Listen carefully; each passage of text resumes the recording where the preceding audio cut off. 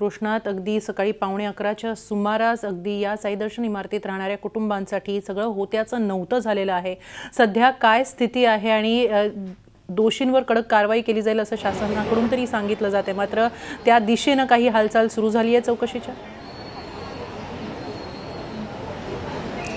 चौकशी होईल, दोषींना सजा होईल, परंतु आता जे घडलेलं आहे, जी दुर्घटना घडलेली आहे, ज्यामध्ये अनेकांचा जीव गेलेला आहे, अनेक कुटुंब उद्ध्वस्त झालेले आहेत, त्यांची कुटुंबांची माणसं परत येणार नाही आहेत। आपण पाहिले की जे ठग कुटुंबीय आहे ते कुटुंबियांची काय दशा झालेली आहे। केवळ ललित ठग जे आहेत ते वाचलेले आहेत। 3 महिन्यांची मुलगी 3 महिन्यापूर्वी घेतलेलं घर उद्ध्वस्त झालेलं आहे।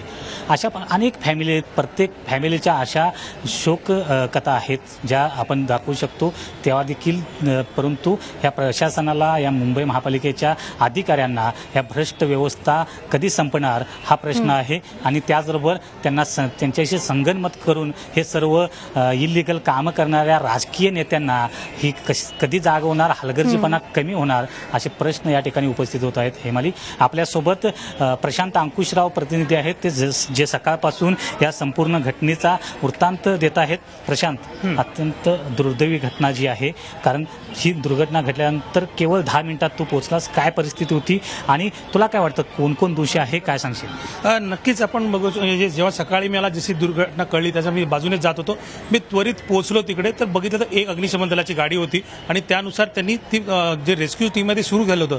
मात्र जी घटना ज्या वेळेला घडली त्यानंतरच्या पहिली प्रतिक्रिया ज्या तिकडच्या नागरिकांनी दिली ती अशी होती की या घटनेला सुनील शितप म्हणून जो शिवसेनेचा जो नेता आहे तोच जिम्मेदार आहे, तोच जबाबदार आहे, कारण त्याने जे तिकडे जे नर्सिंग होम आहे त्या ठिकाणी बांधकाम सुरू केलं होतं आणि त्यामुळेच ते आतमध्ये ज्याने ते स्ट्रक्चरल जे होतं ते बदलाव केला होता आणि त्यामुळे जी बिल्डिंग पडली। कालपासून बरं त्या बिल्डिंग थोडीशी हालत होती, पण तरीसुद्धा त्यांनी जाऊन तिकडे अनेक जणांना सांगितलं, काही महापालिका अधिकाऱ्यांनाही सांगितलं की या ठिकाणी इमारत हलते, मात्र त्याकडेही दुर्लक्ष केलं आणि आज ही सगळ्यात मोठी घटना घडली।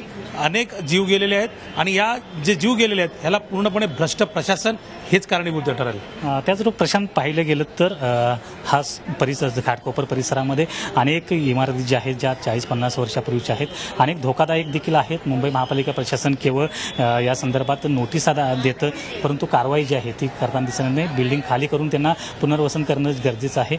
अशा घाटकोपरच्या अनेक इमारती असतील त्या संदर्भात काय माहिती आहे? आणि त्याचबरोबर आत्ता दुर्घटना घडल्यानंतर आता जी चौकशी आहे, भाग्यश्री कापसे जे आहेत त्यांचे सहाय्यक आयुक्त, त्यांच्याकडून काय माहिती मिळते, काय सांगू? नक्कीच कृष्णा, की ही जी पूर्ण बिल्डिंग होती, ही जी इमारत होती ही धोकादायक नव्हती। मुंबई महानगरपालिकेने याला कुठेही धोकादायक ठरवलं नव्हतं, त्यामुळे ती सुस्थितीत होती। म्हणजे सुस्थितीतली इमारत जी पडलेली आहे त्या इमारतीच्या ग्राउंड फ्लोअरला जे बांधकाम सुरू होतं त्यामुळेच ही बिल्डिंग पडली, त्यामुळेच ही इमारत कोसळली, त्यामुळेच हा अपघात झाला, त्यामुळेच एवढे जणांचे जीव गेलेले आहेत, अनेक जण जखमी झालेत, अनेकांचे कुटुंब उद्ध्वस्त झालेले आहेत। ह्याला जबाबदार फक्त महानगरपालिका प्रशासन आणि ते तिकडे जे कोणी ज्यांनी ते बांधकाम केलं असेल तेच आहेत असा इकडच्या नागरिकांचा ठाम आरोप आहे। नंतर चौकशी होते, चौकशी पुढे जाणार, काय होणार, किती दिवस चौकशी चालणार, त्यानंतर पुढे खरंच त्यातून काही मार्ग निघेल का, याबद्दलही शंका सर्व नागरिकांनी या ठिकाणी व्यक्त केलेल्या आहेत। पण मुख्य म्हणजे ही जी इमारत होती ही कुठेही म्हणजे मोडकळीस आलेल्या इमारतींपैकी नव्हती, त्यामुळे याला नोटीस नव्हतं, त्यामुळे ही रिकामी करण्याची नोटीस नव्हती, त्यामुळे जे त्या ठिकाणी राहणारे जे नागरिक होते ते पण निर्धास्तपणे राहत होते। ते काही जण जे कामावर गेले होते त्यांचा जीव वाचला, काही जण ट्युशनला गेले त्यांचा जीव वाचला, तर काही जणांना अग्निशमन दलाने जिवंत सुद्धा बाहेर काढलेलं आहे, हेच म्हणावं लागेल। तर हेमाली, ही इमारत जी आहे ती पूर्णतः सुस्थितीत होती आणि त्यामुळेच 3 महिन्यापूर्वीच ठग कुटुंबियांनी या बिल्डिंगमध्ये नवं घर घेतलं होतं। कोणतंही कुटुंब असून दे, कोणतीही व्यक्ती असेल ती जर इमारत डायल्युटेड असेल, धोकादायक असेल तर नवीन घर खरेदी करताना विचार करतं। ठग कुटुंबियांनी मात्र ही इमारत जी आहे ती सुस्थितीत असल्यामुळेच घर त्या ठिकाणी घेतलं होतं आणि त्या ठिकाणी राहायला गेले होते। त्यामुळं मुंबई महापालिकेचं एक जबाबदारी होती की जर त्या ठिकाणी इंटरनल वर्क रिनोव्हेशनचं सुरू आहे तर त्या ठिकाणी जाऊन त्याला आळा घालण्याची गरज होती। आता तरी महापालिकेच्या अधिकाऱ्यांनी, कर्मचाऱ्यांनी आपल्या भ्रष्टाचाराला आणि हलगर्जीपणाला वेळीच रोखावं, अन्यथा अशा अनेक कुटुंबांचा जीव जात राहील। धन्यवाद कृष्णात, आपण दिलेल्या या सविस्तर माहितीसाठी आणि चर्चेसाठी।